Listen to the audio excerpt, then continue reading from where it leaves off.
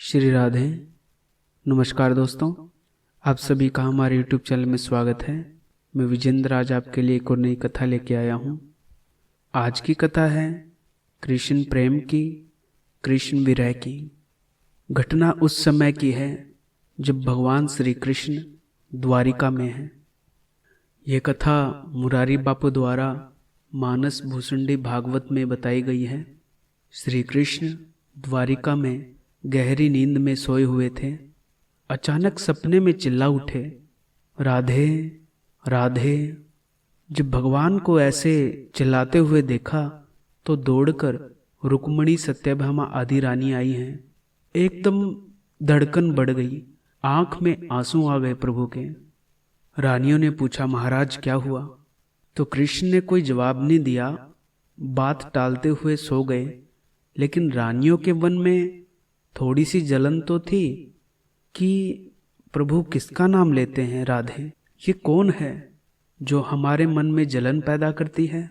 अरे हम 16,108 भगवान की सेवा करने वाली, हम सभी श्रेष्ठ हैं, हमारा कुल भी ऊंचा है, हम नगर की स्त्री हैं, लेकिन वो ब्रज की एक साधारण सी स्त्री राधा, जिसको ये प्रभु सपने में भी जपते हैं, कमाल है। और ये रानियां कुल में महान, शील में महान, रूप में महान, संस्कार में महान तो थी, लेकिन बड़ा सोचती हैं। कौन है ये जिनके बारे में प्रभु सोचते हैं? ये राधा कौन है? कहा कि वृंदावन की एक ब्रज गोपी है, उसको इनसे बड़ा प्रेम है, इसलिए सरकार आकृष्ट रहते हैं। सत्यभामा ने कहा, ठीक है, होगी कोई, लेकिन है तो गांव की गवार, हम तो नगर की स्त्री हैं। लेकिन बात घूम रही थी कि व्रज लीला में ऐसा क्या था कि इतना समय हो गया लेकिन ये भूलते नहीं हैं। जब सरकार जागे तो सभी रानियां इकट्ठी हुई और पूछा, कृपानाथ बताइए, हम आपकी पत्नियां हैं, क्या हमें इतना भी अधिकार नहीं कि आपको पूछ सकें कि व्रज में क्या था? जब इतना सुना तो कृष्ण के नेत्र भर आए और कहा, यह मत पूछो, मुझे व्रज की याद मत दिलाओ, छोड़ो ये बात, मुझे राज दरबार में जाना है। सब पैर पड़ गई और कहने लगी, आज हम नहीं जाने देंगे।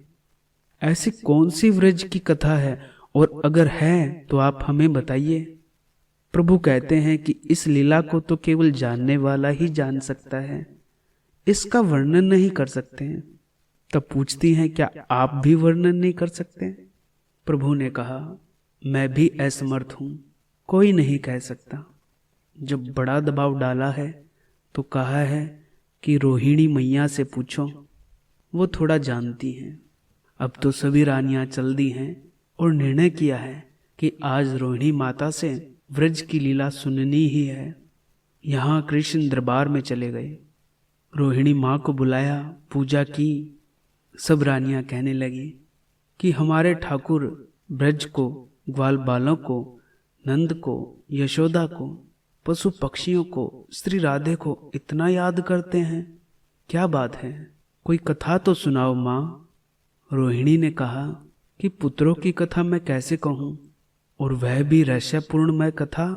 मैं थोड़ा बहुत जानती हूँ, लेकिन एक शर्त पे बताऊंगी। बोले क्या? रोहिणी माँ ने कहा, दरवाजा बंद कर दो, कृष्ण आने न पाए। पूछा क्यों? तो कहा, तुम तुम्हारे पति की कुशलता चाहती हो न? तो कहती हैं, हाँ, लेकिन आपने ऐसा क्यों कहा? माँ बोली, इसलिए कहती हूँ कि कृष्ण आने न पाए, अगर वो मेरे मुंह से ब्रज की कथा सुनेगा तो बेसुध हो जाएगा। मैंने कई बार देखा है। दरवाजा बंद किया, द्वार पर सुभद्रा को बिठा दिया कि कृष्ण बलराम अंदर न आने पाए। सुभद्रा का पहरा लग गया। मैया रोहिणी बैठी है रानियों के बीच और व्रज की कथा कहने लगती है। व्रजांगनाओं के प्रेम की गाथा सुनाने लगी कि क्या बताऊं देवियों, ये व्रज की गोपियां जो हैं, वे कृष्ण को कभी कभी रोते रोते कहती थी, हे गोविंद, शाम के समय तुम मुरली मत बजाया करो। क्यों? क्योंकि हमारे परिवार के सब बुजुर्ग, सब बच्चे भूखे रह जाते हैं। कृष्ण ने कहा, हम थोड़ी मना करते हैं, बोली क्या करें, रसोई नहीं बनती। पूछा क्यों नहीं बनती?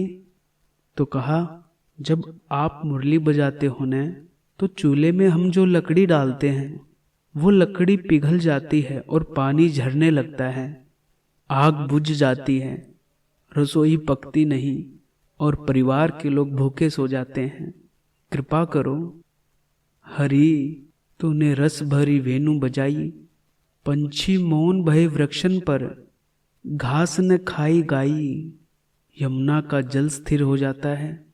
जैसे जैसे व्रज की कथा ये रोहिणी मैया सुनाने लगी, दरबार में बैठे श्री कृष्ण ने बलराम के सामने देखा और कहा, दाऊ मुझे ब्रज याद आ रहा है। दाऊ ने कहा, अरे भैया संभालो अपने आप को, आप अभी किस स्थान पर हो? कृष्ण बोले, नहीं, आज मुझे लगता है कि द्वारिका में कोई ब्रज की कथा कह रहा है। दरबार बंद कर दिया, चल पड़े दोनों भवन की ओर। जैसे ही दरवाजे में पैर रखा, सुभद्रा जी खड़ी थी। उन्होंने रोक दिया, अंदर नहीं जा सकते, माँ रोहिणी ने मना किया है। कृष्ण ने पूछा, अब क्या होगा? माँ ने मना किया है। सुभद्रा ने कहा, हाँ। पूछा, तो क्या हो रहा है? सुभद्रा ने कहा, पता नहीं, रानियों से कुछ बातचीत हो रही है, कोई बात होगी। द्वार पर कृष्ण बलराम कान लगाए खड़े हैं कि क्या बात हो रही है। और रोहिणी कह रही थी रानियों को कि एक बार ये तुम्हारे ठाकुर, ये तुम्हारे सौभाग्य जो हैं, उनको यशोदा ने डोरी से बांध दिया और कन्हैया को खाना खाने नहीं दिया, लेकिन यशोदा भी भूखी रही। और जब छोड़ा तो कृष्ण की कमर पर रस्सी के निशान थे। बड़ा दुख हुआ माँ को कि मैंने ये क्यों किया। आखिर ऐसा कौन सा पल आया कि मैंने गोविंद को बांधा। और सुनो रानियों, पहली बार ऐसी घटना घटी जब यशोदा मनाने लगी कि हे गोपाल, हो गया सो हो गया बेटा, अब खा लो। तब गोपाल कहते कि माँ मुझे नहीं खाना, मुझे पूरा दंड मिलने दो। रात को जब भूखे पेट कृष्ण सोया है, नंद जी डांट रहे हैं यशोदा को कि तूने ऐसा क्यों किया। आखिर ये हमारा जीवन है, ये किस पुण्य का परिणाम है तू जानती है कि जयति ते धिकम जन्मना व्रज है, शरत इंदिरा शश्वदत रही। ब्रज इससे धन्य हुआ है। और माँ यशोदा कृष्ण के पीठ पर हाथ घुमाती है, कमर पर हाथ रखा तो गोपाल एकदम उठ गया कि माँ मुझे दर्द हो रहा है। यह कथा जब कृष्ण ने सुनी तो द्वारिकाधीश अपने महल के दरवाजे पर गिर पड़े। बलराम भी अपने आप को नहीं संभाल पाए, वो भी गिर गए। और दोनों को देखकर सुभद्रा की भी वही दशा हुई, ढेर हो गए मानो। इतने में सुदर्शन चक्र, वह तो पैरा लगाता रहता है, उसने देखा कि यह स्थिति, उसने भी कथा सुनी थी, वह भी लंबा हो गया, पिघल गया।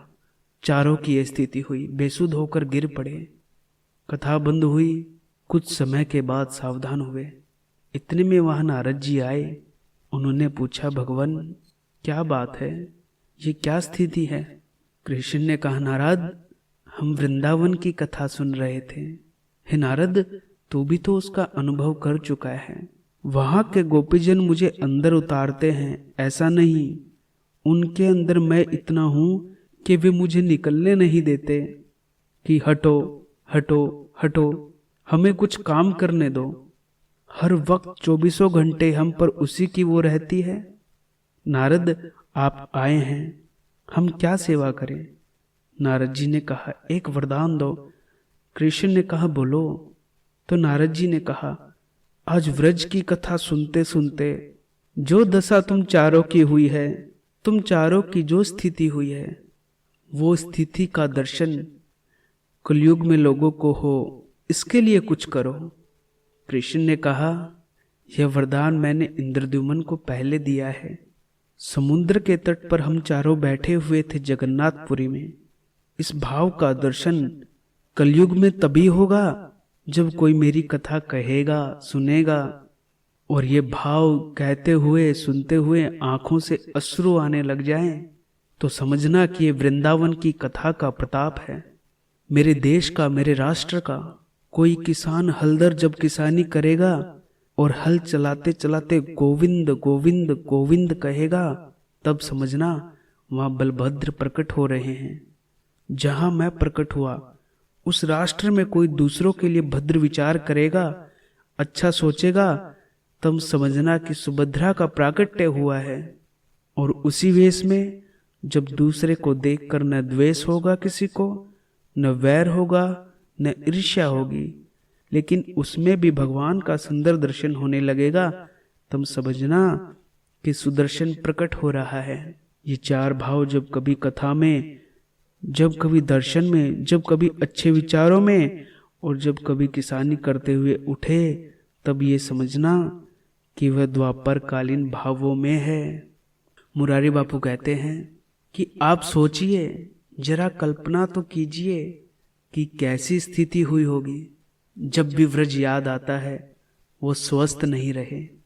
जब भी कोई संदेश व्रज से आता है तो कहते हैं जो भी बात करनी हो तुम करो, लेकिन मेरी माँ की, मेरे नंद बाबा की, उन्होंने मुझे बांधा था, वो चर्चा मत करना। मेरी माँ मुझे बांधने के बाद बड़ी दुखी हुई।